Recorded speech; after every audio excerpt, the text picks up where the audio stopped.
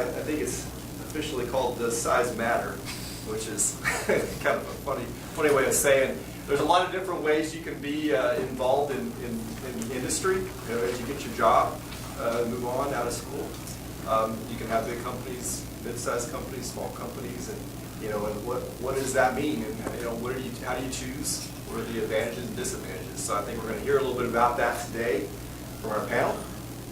So let's go ahead and get started. So I'm going to go ahead and let them introduce themselves. So first go ahead. Hi, my name is Yvette Barrios. I am a mechanical engineering graduate. I graduated in 2003.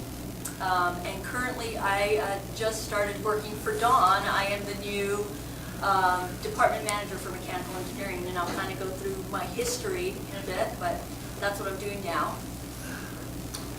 My name is Ryan Oakleberry. I'm also a Boise State grad. I graduated in 2005, mechanical engineering.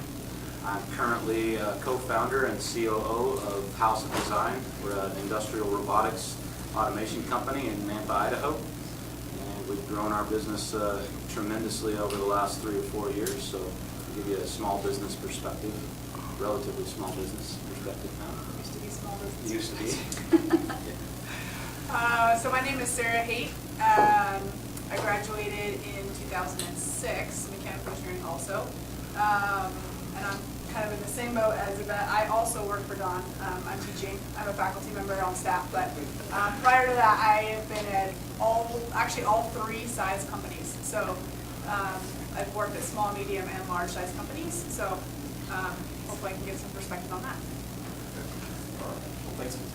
So, all right. So we'll ask some questions. But if you have something that you have really burning in mind, that you have a particular question about, please jump in and ask. So we're very informal, very open to discussion here, and I'm sure that they'll be willing to answer pretty much anything that you have. So, first job out of school, or after you graduated, big or small, and what was the advantages and disadvantages of that? So first job out of school, so just a little bit background on me. When I got my mechanical engineering degree, I thought I wasn't going to be an engineer. I only got my engineering degree because I wanted to build fitness equipment. My outstanding height probably gave it away, but I played basketball. And so I thought I was going to build my own fitness equipment.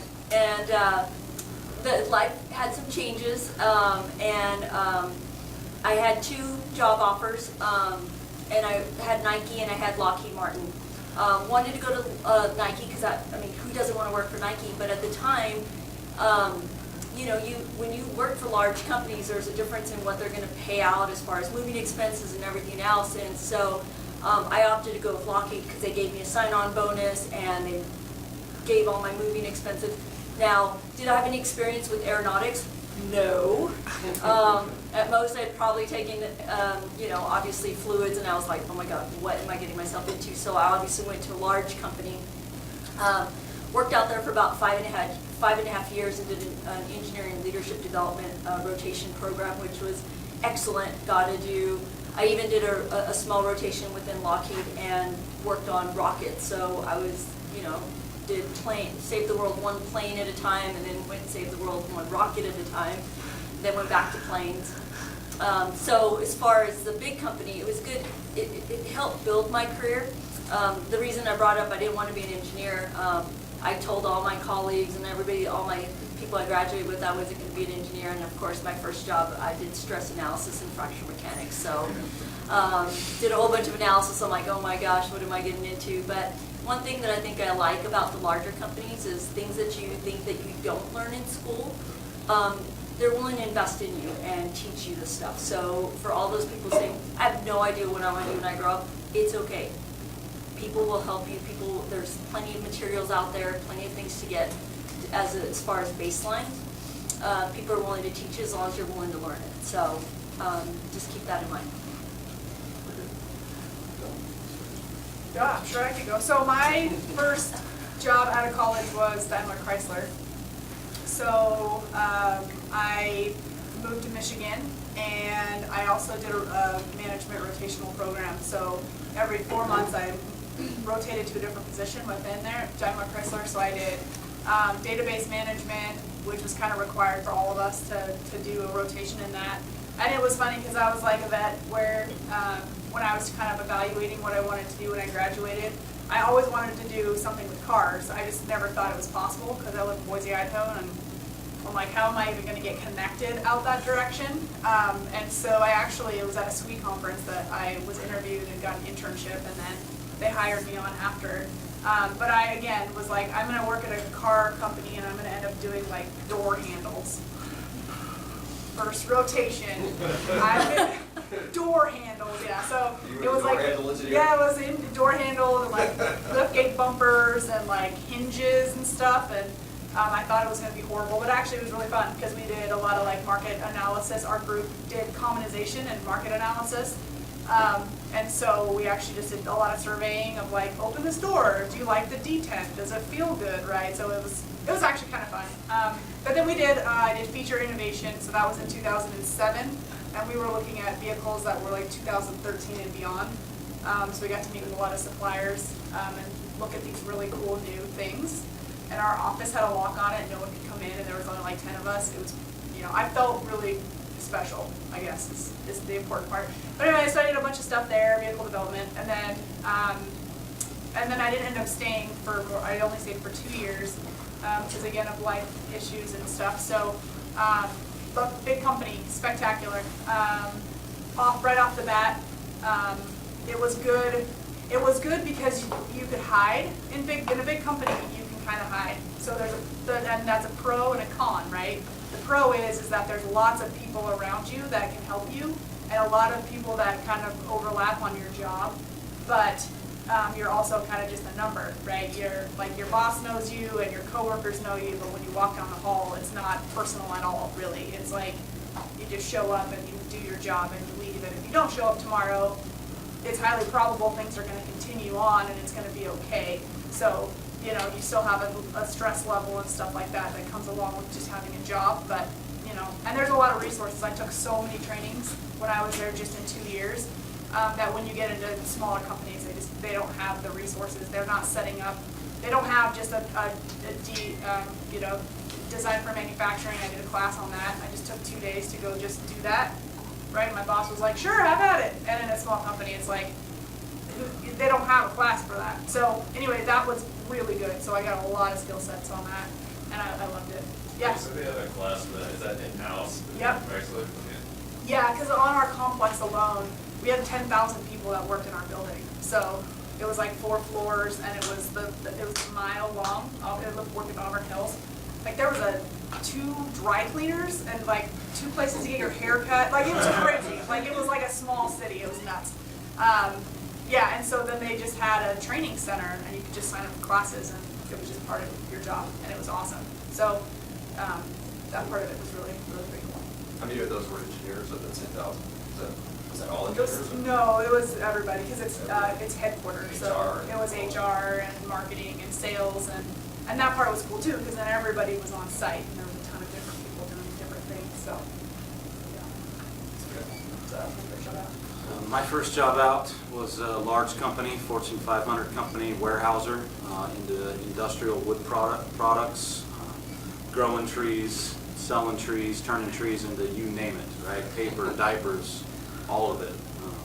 They were here local in Boise, but one thing I want to make sure is clear, my time at Boise State was non-traditional. What I want to say is non-traditional is I wasn't a full-time student all the time, because I also had a full-time job, right? So I'm working 40 hours a week at Warehouser, and I'm pulling 15 credits of mechanical engineering. It took me 6 years to get my degree, but the reason why that happened was I started out first as a trade, right? I got my trade certificate in mechanical drafting, or computer-aided drafting, and I liked mechanical as part of that, and so that's what led me back to engineering. So I already had a job, right? So I'm working at Warehouser, wanting to extend my education, and so a benefit of working for a larger company is they will invest in your development, right? So eventually I got some tuition reimbursement as long as I was maintaining X many credits, as long as I was maintaining my work, as long as I was maintaining my grades, and that was a very good benefit,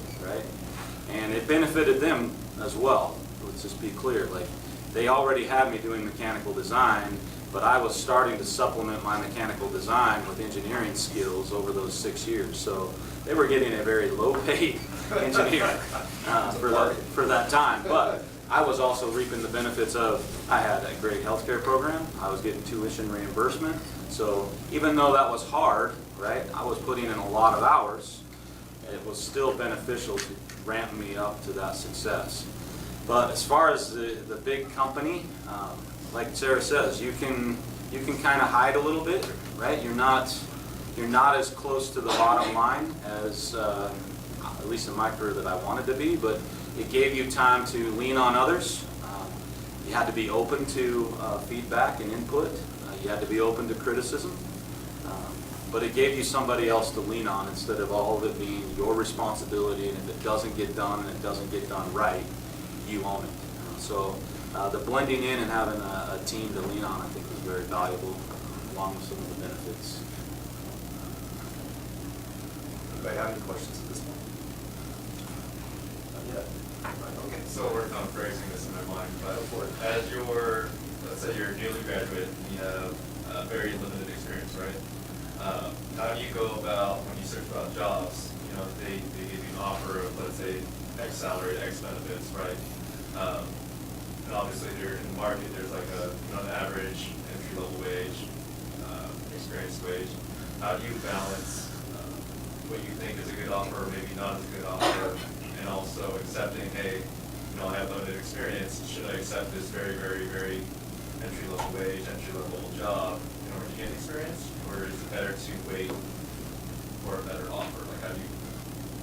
I know that's really phrased really weird, but how do you go about doing that? It's a great question, and I think one of the lessons learned that I have is I didn't ever value my worth when I first graduated out of school. And what I'd recommend is understand, yes, everybody needs to start from somewhere, but it's okay to ask. So if they're going to offer you $50,000 getting out of school, but you think you're worth $52,000, ask them. The worst they're going to say is, no, you're still at 50, it's not going to hurt. So I know that it was really interesting because I also worked for HP, which was a large company. I worked with HP for about 8 years, and just this past year I got sent to a conference out in Houston, and our head of HR put on this presentation on marking what you think your worth is. And there's Excel spreadsheets out there. Just Google and say benefits and understand what you think you might like so that you have just kind of a baseline, which will allow you to go forward. And don't undermine, and that's one of the things that I wanted to say in talking to students is don't ever underestimate, well, I only have a little bit of experience, or I don't have any experience at all. You don't understand how valuable your classes are until you leave. That is the best experience you have. So every class that you're taking, try to get something out of it. Whether it's like, you know, a fluids lab to say, well, okay, I screwed up on this, but I made it better by doing this, or something that you learn out of it, because those are all experiences you put in your back pocket to say, well, what kind of experiences do you have? Well, in my fluids class, I did this, but to improve the whatever design or whatever they're making you do, I did this, or I took this bend out to make it more efficient, and it was more efficient by 10%.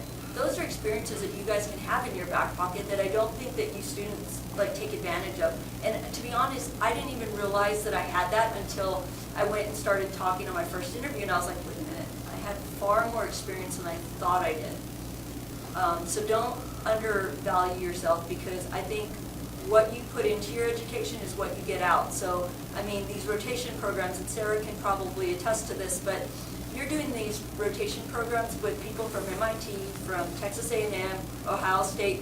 Me graduating from Boise State didn't make any difference, because at the end of the day, we both came in clean slate as fresh employees, and it's really how well you're willing to apply to learn whatever the company's trying to teach you.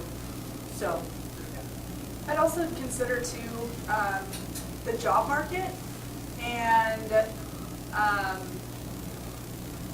that I think plays a lot into it. It's easier to get a job when you have a job, and it's easier to get a job when you have experience. And so if you're in a market that's really tight and you know there's a big pool of people and they offer you a position, like what Yvette said, agreed, like if there's a way to negotiate, like if you don't think that it's fair and you can you know, you're comfortable with negotiating, that's a good idea. But sometimes, you know, you take a job that you don't necessarily get what is worth, but then it works into something that is more than that. So it just depends on what you're comfortable with.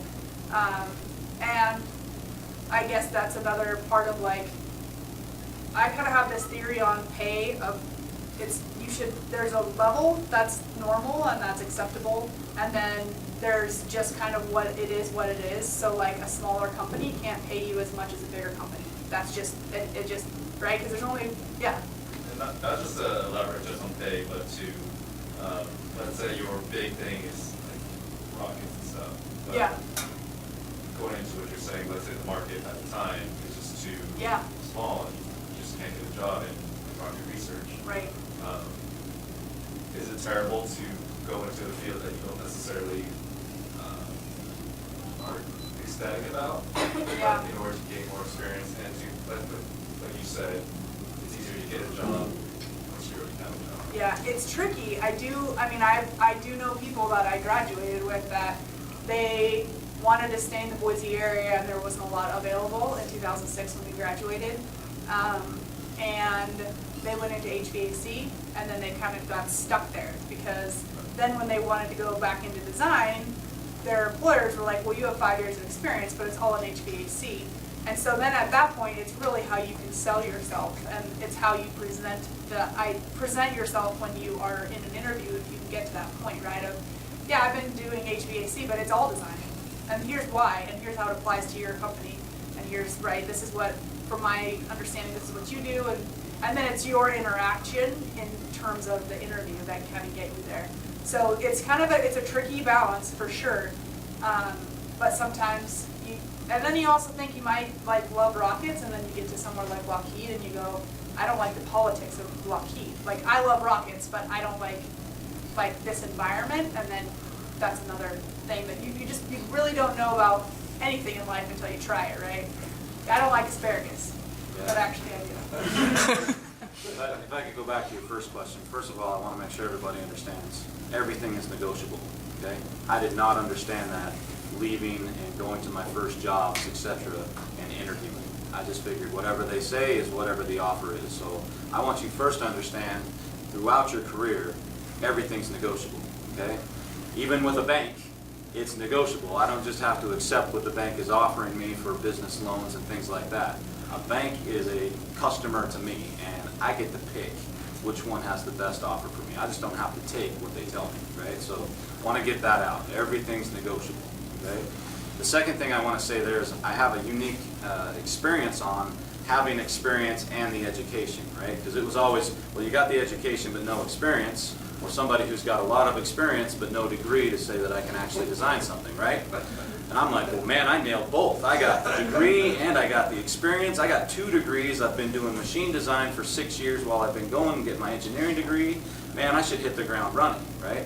So I put my resume out there after school, not just to Weyerhaeuser. I knew I had that job, right? And I knew what that level of pay was going to be. But I put myself out there to Boeing, all over the place, and it didn't, what I noticed for me was it didn't seem to matter.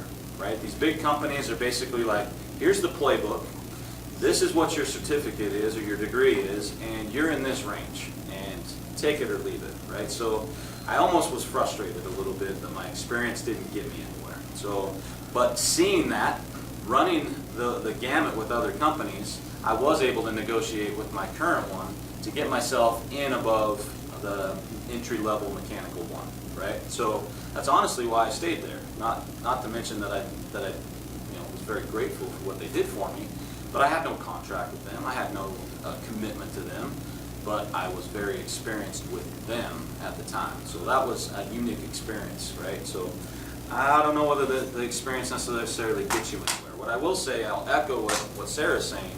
If you get out of a discipline, then from where you want to go, it's going to be very hard to go back. I've been doing machine design for 20 plus years, right? If I was to try to go into HVAC right now, they'd give me entry-level mechanical 1 pay, right? I have 0 experience in that. And what experience I have in class is also 10, 15 years old, right? So if you think you want to stay in an industry, I would tell you, try to stay in that, and I don't care whether you're necessarily moving the mail around in the engineering department, you're in that environment, and you can make yourself valuable to them when you're there, right? Good question. Anything else? Go back to the back. Yeah, you guys, it sounded like y'all work for larger companies to begin with, and I heard that it could be good to work for a small company because you're forced to wear many hats. You have to do a lot of different things like write proposals, make sure the car gets built, and what's your thoughts on that? I mean, the large companies, of course, you have training on campuses, and the company can pay for it. You have a large capital, so you're going to have smaller pay going to a smaller company, but is the training more valuable, or is the experience more valuable because it's broad? I'm gonna let these guys talk, because I've unfortunately never worked for a small company outside of, like, Boise State's probably the smallest, so. Which, it's not, because you work for it's not that small, we kind of work for the state of Idaho, so I'll let these two. Yeah, yeah. So working for a small company is a unique opportunity, right? So I can tell you, I've hired a number of mechanical engineers fresh out of school, and day one, I'm asking them to do things that I wasn't doing until year 5 after my degree at working. So I was technically into Weyerhaeuser at that point probably 10 years, right? And I'm giving brand new mechanical engineers opportunities that I didn't see for years, okay? That's just the nature of the beast. Got to have a seat, got to have some work done, and I need it done now. So throw a body at it, right? So if you're a person that can handle that kind of stress, that you can handle that kind of accountability, that you can handle that kind of responsibility to jump in the deep end of the pool and start to swim, then I would say that's a great place to start, okay? That doesn't fit everybody's personality. But I can tell you, you're going to grow at an exceedingly faster rate than somebody sitting at a larger company doing just one thing in a small little focused area, because you're going to be doing all that. Machine design, the FEA analysis, the find the manufacturer to build it, you know, manage the PO, get the PO back in, manage the budget of the project. Like, you're in it. Trash. You're in it. And take out your own trash. You're in it. But you better sign up, because that is not for the faint of heart, I'm telling you right now. Yeah, I would definitely go. I'd agree with that. So your hours might be longer, but it's also super rewarding. Working for small companies is like, you feel important, you feel valued. Like, if you don't show up for work tomorrow, like, it doesn't get done, right? Because there's nobody else to pick up your slack. And so if that is your personality type, it's perfect. But again, when you're first starting out, right, Ryan, he's going to give you some big old project, and nobody around you has a ton of time to figure it out either, right? So they have their stuff that they're working on, and so you have stuff that you're working on, and so you can ask other people, but their time is limited, and so it's really up to you, and it's your responsibility to figure out exactly how are you going to execute on that, and then if you're having trouble, communicate to Ryan in about this much time exactly what you need so that he can get you moving. So, and that again, yeah, Ryan's 100% correct. That is not everybody's personality type. Some people are like, that is, but the answer's not on the back of the book. Yep. No, there is no check. Like, you actually have to figure it out, you know? So. You can't Google it. You can't Google it. It's not in there. And it is so much more rewarding, because you know that you affected the bottom line, right? So my company grew from a couple of owners 7 years ago to we just topped 70 people right now in our business, right? So, but every person, every day affects the bottom line. Sarah's right. If you don't show up to work, nobody else got that part done. Nobody else got that part released, that assembly designed, that problem solved. It's still your problem. I don't care whether you were sick or not, or on vacation or not. It's still your problem to get done. You're a professional, okay? A professional doesn't punch a clock. A professional is there to say, did I drive my requirements to a budget, to a deadline, and was it successful, right? I don't care whether that takes you 30 hours a week, or that takes you 70 hours a week as a small business. That's the task. Take it or leave it, right? But I can compare the success that I feel at a small business and seeing the bottom line affected by my work on a day-to-day basis as compared to, I'll tell you, after 11 years at Weyerhaeuser, Fortune 500 company, I was proud to say that I was on a project with a very talented team of individuals, but I was the lead mechanical engineer for a new microwave technology for curing lumber, engineered compressed lumber. That project for our team of 5, of a wood scientist, a mechanical engineer, an electrical engineer, that team and that project was selected to be the company's project of the year.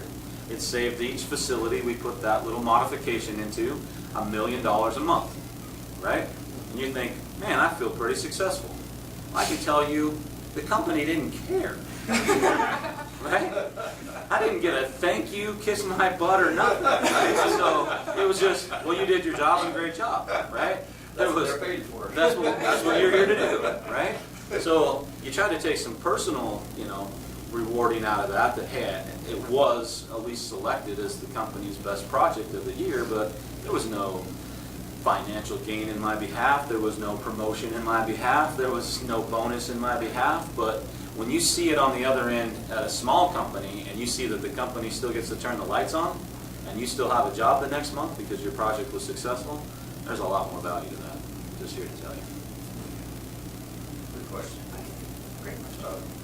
Well, I guess it's sort of been answered. It's but pretty much it's like what kind of level of work or responsibility do you get in a small company versus a big company? Like, for example, like he's saying gonna give you a real intense amount of work or project. Would you be expecting something like that in a bigger company, or do you have to work a lot more to get that kind of responsibility?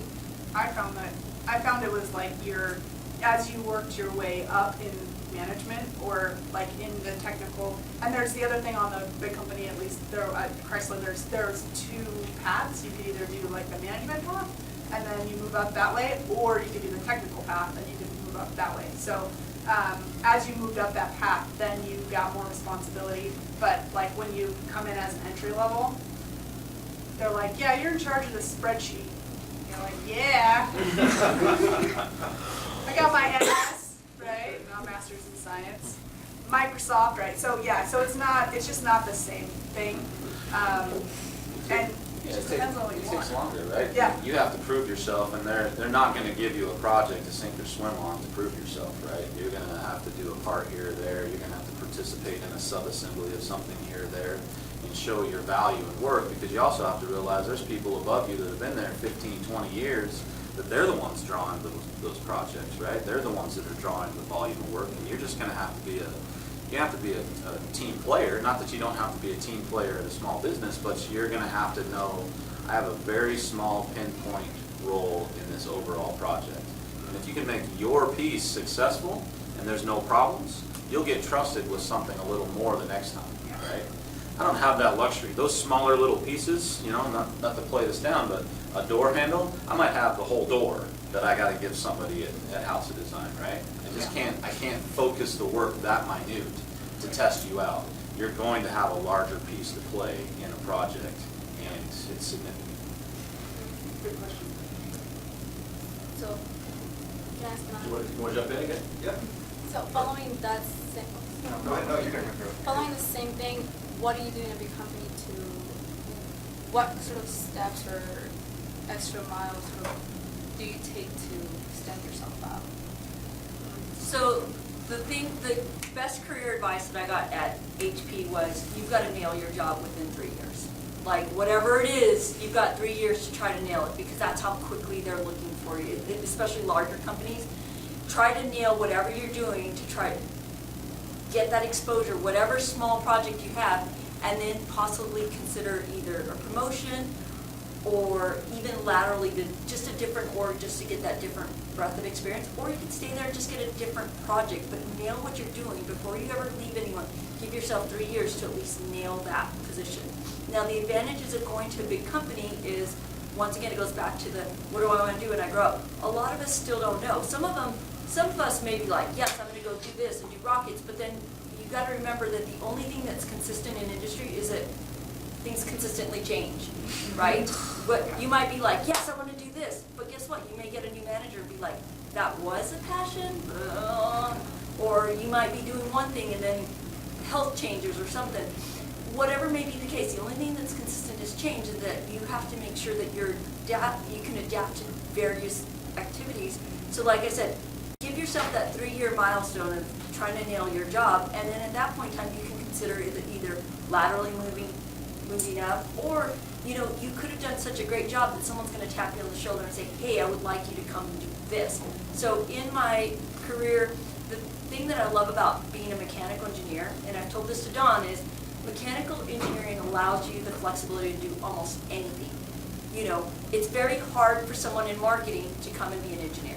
It is very difficult for a teacher to say, I want to be an engineer, but a mechanical engineer can become a teacher in multiple facets, right? A mechanical engineer can go into marketing.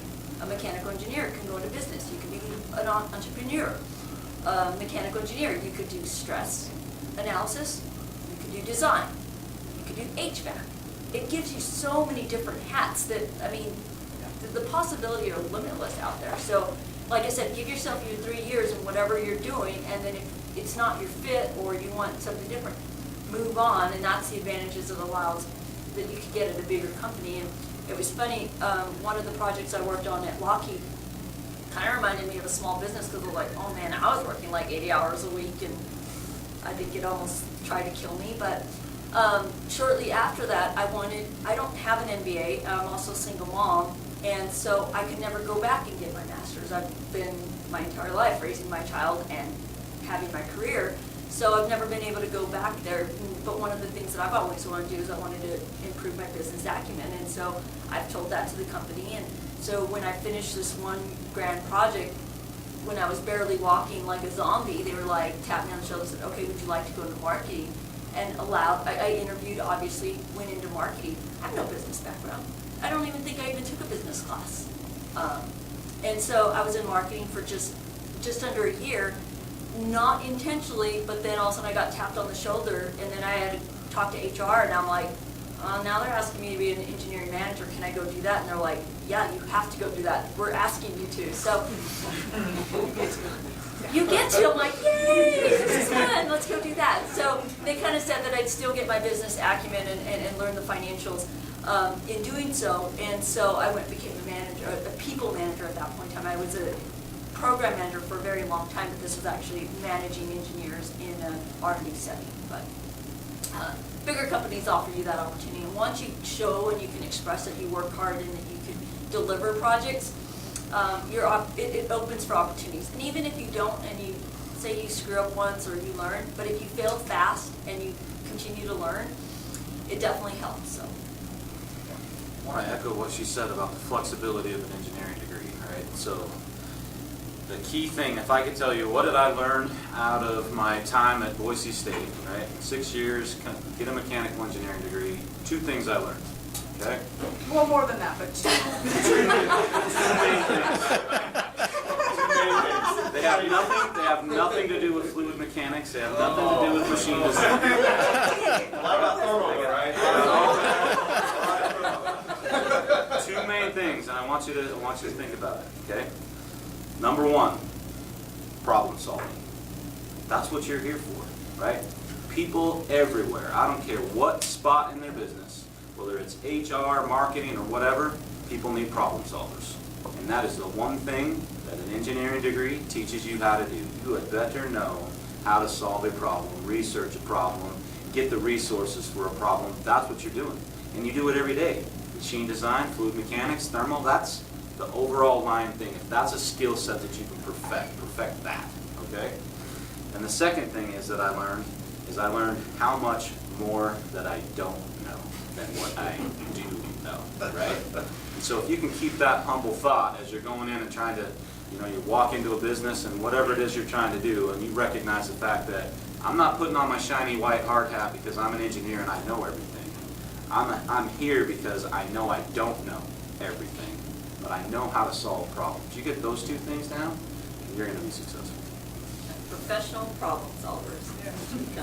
Whether, and like you said, whether you're in HR, business, anything else. Well, I tell my kids, so here's what I tell my kids about college advice, right? So I kind of did a non-traditional thing. I got my associate's degree in drafting first, then decided that college might be something for me, did that, right? So there's lots of things that people can do.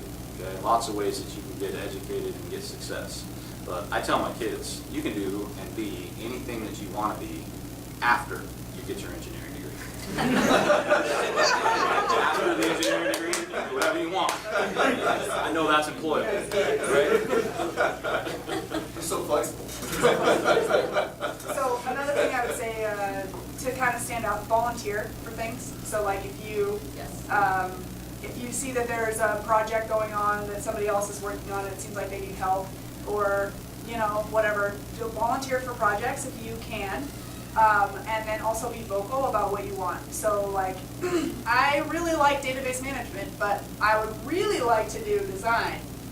And, you know, are there any other ways that I could maybe, you know, work on that also? And then a lot of times in bigger companies, there's just opportunities available if they know that you're looking for it. So that's another one. So volunteer and be vocal. That's really everywhere, but most of the time in a small company, you're like, hey, I really like this. And they're like, that's nice, go do that. You're like, okay. And they'll keep it in mind as you progress and as you do a good job. But again, right, it's bottom line. There's things that have to be done, and that's what you're going to end up needing to do, which is awesome. But Sarah said it best, and there's one thing that I totally forgot, so I'm going to echo off of Sarah. The one thing that I'm telling you, do not do, and I guarantee you will not help your case in small, medium, large size company, is say, they give you a problem, say, I don't know how to do this, and you just sit there and you're like, no one's going to teach you, whether you're small, medium, or big. No one's going to come and say, oh, it's right here, or check, or whatever, all this stuff. There's nothing out there, guys. And if you sit there and you're just like, I don't know how to do this, or you just go and say, I don't know how to do this, and you want to be walked to every step and you just want to be checking off a list, guess what? The real world doesn't work that way, guys. You got to go figure this out. Figure out what your constraints are. And then, but I don't know how to do it. There is no Google out there. It's not going to tell you. There's some small things you might be able to pick from this site, that site, this site. But guess what? At the end of the day, you've got to make your decisions to move forward. And if you just sit there and you're wanting somebody to make the way for you, you will not be successful, whether you're big, small, medium-sized company. It's not going to matter. You've got to figure this out. The staff here is teaching you the problem-solving skills to go and figure this out. I know that I gave some advice to a student yesterday. She's sitting in here and she's like, I can do that, but? And it's just like, yeah, why couldn't you? yeah. Go and figure this out. I will say to that, you have to be able to figure it out on your own. You're not going to always have the help that you need. There's going to be people there. Like I look at my engineering manager right now. He's got 16 mechanical engineers under him. That is a load for any manager, right? So he doesn't have a lot of time to spend with each person. But what's important in our small business is that we know early. So we say test early, fail early, right? And don't be afraid to raise your hand if something is going wrong, okay? So most people are very self-conscious about that. Like, oh my gosh, if I raise my hand, if this isn't going very good, then I'm not going to look very good. It's going to look better earlier than it is later, okay? So I'm trying to set a culture in my business to say, we have like, what do I call it with my kids? I'm like, there's a time where it's just like, you can say anything and nothing will happen, okay? You just let it all out, right? Judgment-free zone. Judgment-free period, whatever that is. We just need to know what they are, right? So don't sit and harbor a problem either, okay? I just want to caution you. Don't sit and harbor a problem either, because it will become a grander problem because it's budget and deadline at the end of the day. And I'm fine with that. If somebody says, hey, I don't know how to do this, can you point me in the right direction? I'd way rather know that than not know that. Yeah, I have a different question. Once you're done with that. Can I ask a question related to it? Yeah, jump in. If you don't mind. Yeah, we'll get to you in a second. We got time. I was just wondering, going off of then, like, being able to figure it out, what can we do now to get into that mindset? Because in school, you're given problem sets, you have check, like, as an option, and you have those teachers to, like, guide you through that way, but then when you get out into the real world, you're just kind of thrown into Perfect. to being able. I've always told folks, there's problems in a book. Look at the problem and figure out what real life example you can have. Let me give you an example. It wasn't until I went into supply chain that I realized that how much I loved fluids, and I'm like, thank you, fluids! Oh my gosh, this is the best class ever. No one says that ever, right? Can you not record that? No, I wish you took it. I hated fluids, right? And I think I probably passed fluids with the C, but then all of a sudden I realized, when I was in supply chain, the bathtub curve, in the math problem, it's a bathtub curve. What comes in, you have an output, come here. Guess what, guys? When I was in supply chain and I realized that I had to do a rework on a certain problem, you get in a warehouse, your warehouse is your bathtub curve. You have a certain input that you're coming in from the ocean that you're getting from your suppliers or whoever's building your OEM, building your product. And then guess what? You still need to get a certain output out for supplier A. You have another supplier B at a different rate. And then now guess what? You have a hold and you got to rework a problem. So guess what? That turns into a fluids problem. But when you look at your fluids problem, it's just a bathtub. I'm not going to do a bathtub. I'm not going to do HVAC. It's not the case. Start looking at your problem saying, hey, what could this be in the real world? The moment you start correlating that and you realize that connection, makes you that much more efficient engineer. Or not even engineer, it makes you that much more efficient problem solver, because then you get all these tool sets and you know when to start pulling them out, right? So I'll kind of expand on that is understand the concept, don't understand, you're not, so every class that you're going to take is going to have, there's an encompassing umbrella of what you're trying to learn. So you're not just learning chapter 3, you're not just learning chapter 4, you're not learning how to apply that one equation. It's how does that link in and like what does that look like as a giant picture. So, and you'll see as you kind of go through, I'm not sure, what year are you?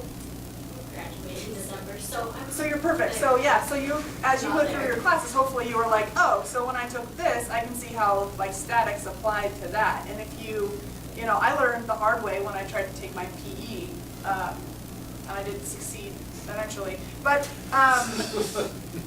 if you don't understand the concept of how it applies, it doesn't matter if you know what the law of the cosine is. It's like it's just a piece, it's just a thing until you understand how it applies across the board. So learn, don't just purge and like Don't just figure try it to out. pass a test. Memorize, maybe. Don't memorize. Don't memorize. Just Think, understand and problem solve. Yeah, I think I would add to that. So my personal experience was I came to class for an 8 o'clock class, and maybe I had another class, and then I had to be back to get my 40 hours in. So I'd go put another hour and a half, 2 hours into work. Then I'd drive back to Boise State, catch an afternoon class. Then I'd drive back to work, and I'd stay until 7, 8 o'clock at night trying to get my work done. And I was just bouncing back and forth, right? So being a non-traditional student, what that meant for me was I didn't get to have my little study groups, right? I had friends in my classes, but I didn't get to be able to meet with them to work through fluid dynamics, right? Or fluid mechanics, any of that. I didn't have that resource to lean on. So here's my experience, right? I used my time at Boise State to gain that experience in learning how to put the pressure on myself to problem solve on my own, okay? If you looked at my homework scores, totally hideous, right? Because I'm still trying to figure it out at 2, 3 o'clock in the morning at home with nobody else to help me, no access to a professor to ask a question, and I'm still trying to figure it out, right? So I was very grateful for those professors that would, hey, if you rework your problem, I'll give you a few more points, man. I got my degree on partial credit, right? But I learned how to make the mistake, okay? I learned how to correct my mistake, and I learned how not to be afraid to make a mistake. I can tell you my test scores were among the best in my class because I knew where I went wrong, I knew how to correct it, and I knew how to do it right the next time. So take the time to put it on yourself. Don't lean on anybody else to get you through your homework. Yeah. Good point. We'll jump in, Anthony? Yeah, I have one question. Okay, go ahead. So if you could like go back to your younger self, when you graduate, you have 70 seconds to tell them what to do, what not to do. What would you say? Wait, is this in terms of, Seven- is this in terms of like life or Says school? 70. 70. Okay, so a minute plus 10 Yeah, seconds. life or school. My 16-year-old self would tell myself now a whole lot. It'd be a whole big conversation. What is 16-year-old self? Like, No, like at the age of about. oh, where you are now? Yeah. Okay, so, yeah, college, getting ready to graduate. I'll take that one. So I get a lot of interns that we hire. I get a lot of we mentor and sponsor a lot of robotics teams in the area. So I get this question a lot from kids in high school and kids just starting in college. So for me, I would tell you a couple things. Number one, if I were to do it again, knowing what I know now and doing what I'm doing now, I would focus my mechanical degree to be more electromechanical, okay? So anything out there that's being done in machine design has a myriad of things around it. There's the mechanical design of making the parts form, fit, and function. But everything has got an electrical device component to it, so you need to understand more electrical. I wish I had gone more than just, electrical 101. And then everything has got to be programmed, right? So you need to cross-diversify into some computer science and be able to know how to make that electromechanical device, i.e. a robot, look them up, ABB robots, that's it, right? That's where the world's going to be. So if you are very, very narrow in mechanical design, right? That's why me and my business partner make a perfect pair. He's an electrical engineer, but he's also been programming robots most of his career. I'm a mechanical engineer, right? So I can machine design anything that we needed. He can do the electrical schematic and the wiring and the programming of anything. So when we quote a project, we know we can do that project. There's not a, well, I think we can do that project. No, we know we can do that project. So I would say focus electromechanical.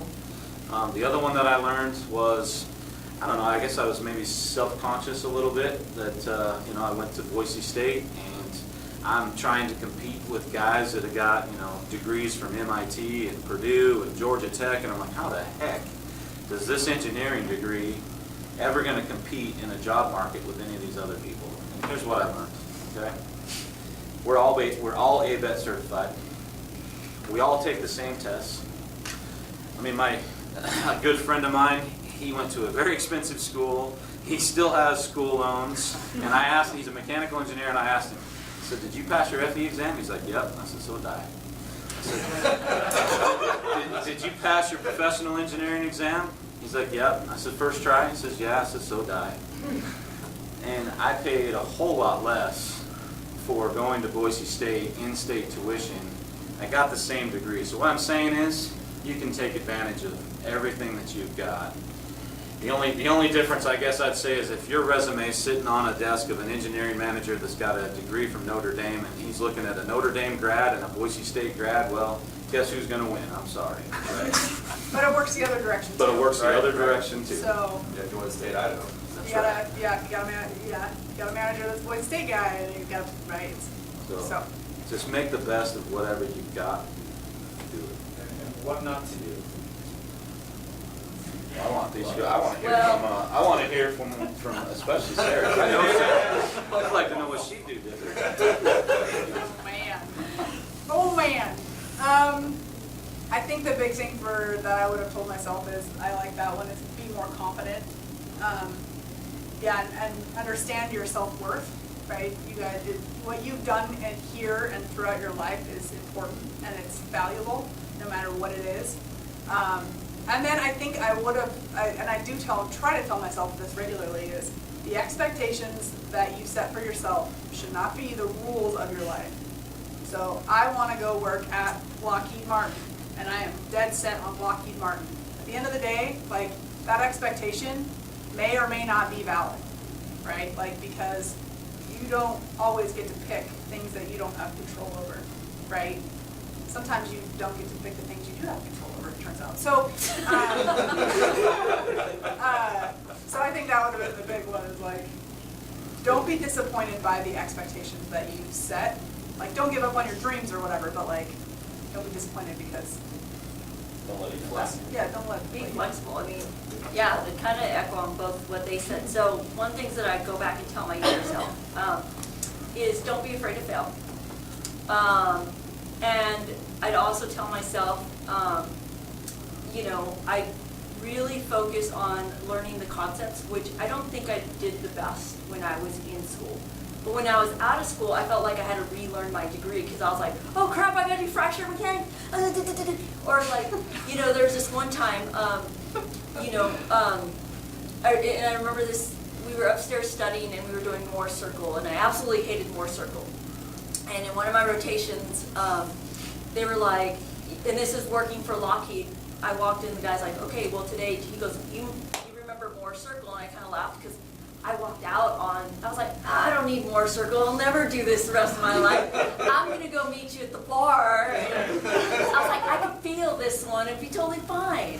So I totally skipped out and didn't do Moore Circle. And then all of a sudden, you know, back at Lockheed, and he's like, hey, do you remember Moore Circle? And I'm like, oh, my stomach went down. And I'm like, oh my God. God, I so remember me walking out, and I'm remember going, God, I remember drinking an amber of some sort. So, you know, I think one of the things I tell myself is really make sure that you learn the concepts. And the reason is, you know, I did life the hard way. I decided to have a child on my own right when I left school. Like, thank you. So I was a single mom as soon as I graduated. And that's what kind of was like, oh my gosh. And I knew some of the concepts, but I was really having to relearn a lot of the stuff. But like I said, going back and understanding the real life problems to what you worked on, I think I did that after the fact. But if I could go back and do it while I was still in school, that would have helped me tremendously. And then the other thing is, what did you just say right now at the end of that, Sarah? Because that's an answer for me. Flexible? Yeah, be flexible. And the reason is for a long time I chased money, and I was like, oh man, I'm going to totally make six figures by the time I was 40. Guess what? I was. And I did. I was making six figures, right? It's like, oh man, I was an engineering manager at HP. I didn't get laid off. I had some health problems and decided to change my career. I was like, you know, I could still be in industry. Totally. I could still be making six figures. And I decided to make a career choice to say, hey, my passion has always been to come and work for Boise State. So years ago, I would always volunteer, and I'd be here volunteering and working full time. I can't do both. You know, I had some, like I said, I had some major things happen at the beginning of the year, and I was like, you know, maybe money isn't that important. So I decided to kind of alter things, and I came to work for Boise State. I literally cut my pay in half. Literally, Sarah was like, oh my gosh, you did way more of a pay cut than I did. But, you know, it's because it's a passion, and I stopped chasing the things that I thought I wanted or the things that I thought I should achieve. And guess what? I'm much more happier. I enjoy what I do. I'm glad I'm here at the university. So feel free to come and talk to me. I'm more than willing. My office is right next to Dawn's. So if you guys want to come by and just chit-chat about career aspirations or where you want to go or don't want to go, you know, I have plenty of people out in industry that I can help you network and give you some ideas. I'm choosing to be here. I've always wanted to come to Boise State. I thought I'd come when I was going to retire, but guess what? I retired at 40, and now I'm coming to Boise State. And we're happy to have you.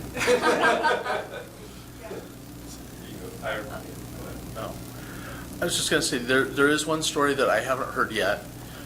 We've talked about small companies and large companies, but we haven't talked about entrepreneurism.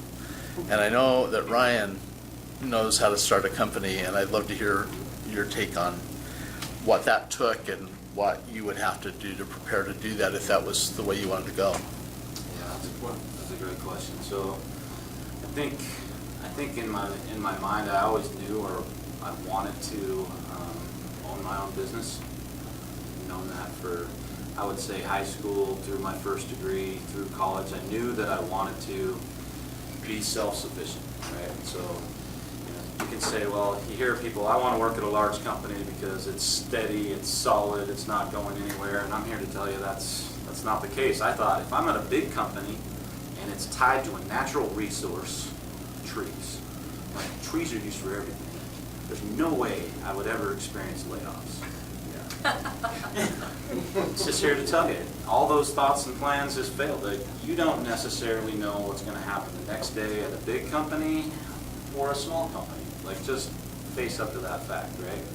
But what I did feel is that if I could be closer to the bottom line or be leading that I felt like I was in control of my own destiny, right? So I can tell you right now, I know where the cliff is at House of Design, because there's always a cliff, okay? There is always the kill-eat of it, right? I gotta find a project, do a project. Find a project, do a project. Get paid for those projects in between. And that don't go away. And that is like, I don't know if you can see it, but there's like this looming monster, right? Chasing you around. It's always chasing me around. A friend sent me a picture the other day. It had a guy riding a lion. I don't know what this thing's called. Memes? Kids say memes, right? I don't know what they are. It's a meme, but it's got this guy riding a lion. And underneath it, it says, I don't know how I got on it, but I'm pretty sure if I get off, it'll eat me. That's my business. Okay? That's my business. And I'm on the line, fortunately, with a good partner. I got a good partner that's riding this line with me. But, you know, we started out at 2 people just saying, we know what we're good at. We know what we like to do, right? So I'd say, find out what you like to do and learn how to make money at it. But we knew what we liked to do, we knew what we wanted to do, we knew we were good at it, and so we took a risk. And I'm telling you, I live that risk every day. Been in 7 years, and I live that risk every day. But because I know where that cliff is at, I also am in control of my own destiny to figure out something in between there and here to manage that destiny. And I'm telling you, we've done jobs where we absolutely knew that we weren't going to make a dang penny. But I kept the lights on, and I kept the salaries paid. It's been tough, I'll just tell you. It's tough, it is. I tell you, working for a small company and the opportunities there that it provides ain't for the faint of heart. Neither's owning a business. But I can tell you it has been the most rewarding thing in my entire life. High risk, high reward, right? There's nothing that I can't do. Even you talk about my kids, right? I own my business. There's not an activity that I don't make for my kids because I own my business. I'm walking out. I'm going to go to my kids' soccer game. I coach my son's football team, right? I can put the people in place to manage my business to allow me the freedoms that I want to have, right? I don't have a limit on my vacation, right? I just need to be where I want to be. Business has still got to run, right? That's still always a looming thing for me, but I don't know, it's very rewarding. It's not easy though. And you put everything on the line. So I will tell you, how much did you put on the line? That's probably the next question. How much did you put on the line? Well, what we put on the line, I'm pretty proud to say, I put $3,000 on the line. People are like, how did you start a business? I'm like, well, hell, it's easy. All in. You just go all in. It doesn't take much. You go down to the Secretary of State's office and you fill out a form and you say, I want to start an LLC. It's the easiest thing in the world. Nobody even questions you. You can pay $15 for the name. Like, it's no big deal to start a business. Making money at that business. That's a different story, right? So, look, we put in a very small initial investment, and you know, there's fortunate opportunities that came our way, and we took advantage of them. We made some tough decisions at tough times, and got, I'll say, lucky, but we were also smart. There were times where we had 2 good customers, and we're like, both of them want a big project, both of them want to do at the same time. Which one do we pick? And I can tell you at least 2 times in our business, we said we're not going to bet on either horse, we're going to bet on both horses. And that's hard when you're saying you got 10 people, 10 people that are working for you, and you're going to take on a project that probably needs 20 at the time. Both of them want it done at the same time, start at the same time, end at the same time, and you're like, which one do we pick? We pick both, because I don't want to bet on the fact that one of them goes away, right? So we bet on both. What happens? Murphy's Law happens. Murphy's Law happens is I get both of them. So now not only do I need 20 people, I need 40 people because we're going to do both of them at the same time, right? So there's lots of sleepless like riding nights. roller coasters. Oh, it's a roller coaster, right?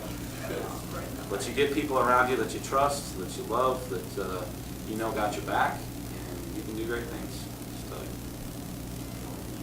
We're good. We got maybe another minute or two. Did I see another question back in there? I'll ask Did you you, have one more? so back on the topic of, that was very good, by the way. Good. Back on the topic of being a problem solver. On a previous seminar, there's two individuals that had, large amount of experience. And they said, we asked them, hey, what would you like to see on, let's say, a resume? And they, internships and other experience is important, but they also mentioned like projects. And the fact that, hey, if you can prove to your future employer, hey, I worked on this project, it did improve the efficiency of said thing by 20%, and it saved, let's say it saved money, $20,000 a month, let's say that. As someone who is recently or going to graduate soon, hypothetically, where would you find, how do you seek out those problems to prove to future employers, hey, I can solve this problem in a very real life scenario, and how that can apply to said company When do you graduate? this fall. Okay. So it's super soon. Yeah. Yeah, I can do I'll do a super short. So there are lots and lots of clubs on campus that do a lot of things, and those are super fun and easy, right? Because you just go volunteer for stuff. That's a great way to do it. And then you just take on a piece and say, I'm gonna come in. What do you guys need? And then you do that, and that's a great way to do it. Or if you're like senior design, I don't know, your senior design project, taking on chunks of that. I mean, there's lots of ways on campus if you don't have an internship, but then if you get an internship, that's obviously good too. So, I'd even tell you just personal stuff, right? So as I look at resumes, I'm pretty impressed with a person that if they're, they got a little home project, right? Working on your motorcycle or something like that, you've got a 3D printer, and hey, I went out and did this with a circuit board and a 3D printer. Like even stuff like that that you've created on your own, things that you wanted to solve around your own home or whatever, still valuable. And make sure that your stuff is all actionable, right? And I absolutely hate when I was the engineering manager at HP is seeing people say, I'm a leader. Well, great, so is he, she, whatever. It's the same thing like if you're looking at sports, right?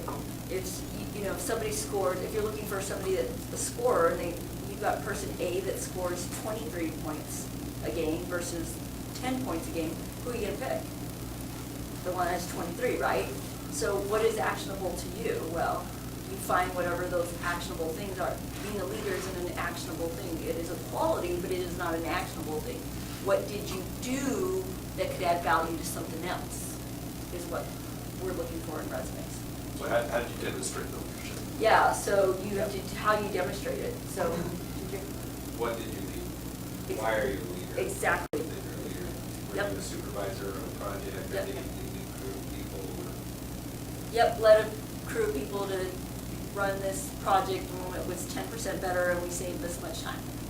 Those are all actionable would you things. say it's more valuable that, things like leadership, improving those action items and solving problems, even though they're not necessarily related to the work that the company does, the fact that they can see, that kind of progress, would you say that's more valuable than how related it is to the thing?